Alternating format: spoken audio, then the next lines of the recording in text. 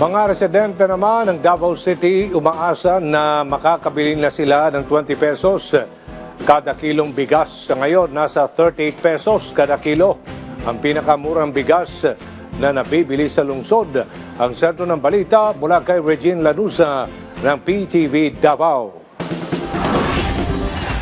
Nananatiling stable ang presyo ng bigas dito sa Bangkarahan Public Market sa Davao City.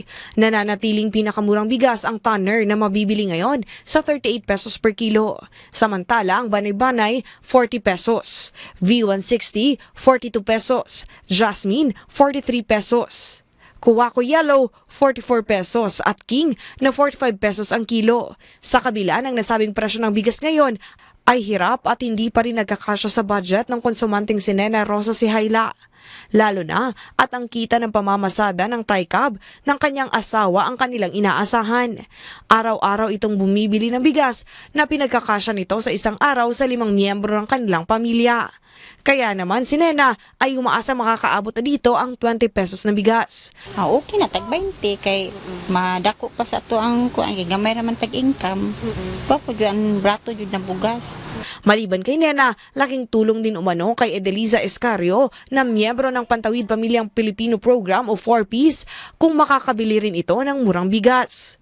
Maayo kayo ma'am kay para barato na ang kilo sa bugas, makapalit na mi o tag isa ka sako. Murang bigas rin ang nais sanang mabili ng 4Ps member na si Mary Grace Sige na may 6 na anak at sweldo sa pagkukonstruction lang din ng kanyang asawa ang kanilang inaasahan. Sa ngayon nga ay sumasideline na ito ng pagbebenta ng saging para makatulong sa gastusin. Okay kayo. Kay makaluag-luag kuan katipid. Ang 20 pesos per kilo na bigas sa ilalim ng Benteng Bigas Meron na program ay naaayon sa layunin ng kasalukuyang administrasyon na food security, mabilis at murang pagkain. Regine Lanuza para sa Pambansang TV sa Bagong Pilipinas.